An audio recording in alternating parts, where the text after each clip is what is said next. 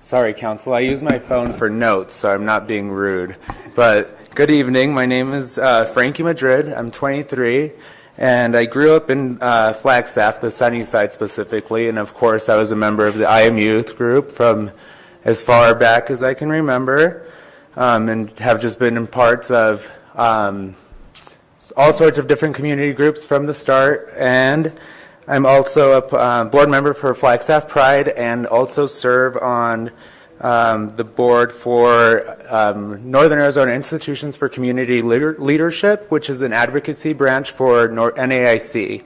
And NAIC has been doing a lot of work along with many others with in regards to the Arrowhead trailer park issue.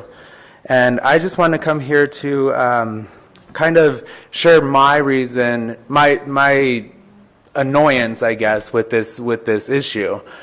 Growing up, I grew up in a single family or single parent home. My mom was a single mom of 4 children, and at age 13, I started working. I needed to work to help pay for bills and just to make sure that we were getting by okay. And you know, then I had 3 major parts of my life at that point. It was work, school, and a measly attempt at a social life. And honestly, I at that point, I chose school and work. That's what I really focused on. That's what I thought was important, and that's what I focused on.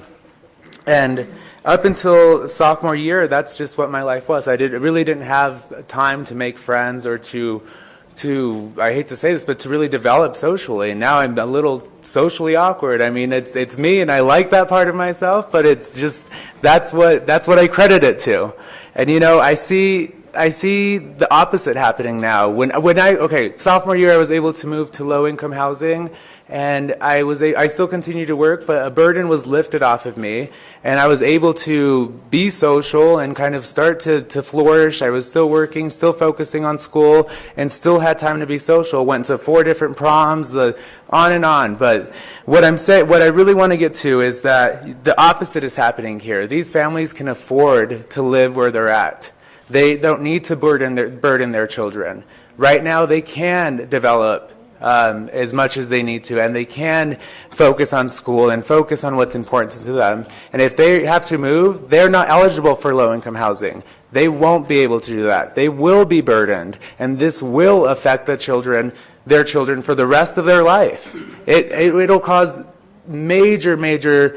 It's just so many issues that we can't even foresee that this is going to cause to those families and those children, and it's not fair for them. I'm just getting so worked up about it. Right, and it's obvious what needs to happen. So many people have been here countless weeks and told you what needs to happen.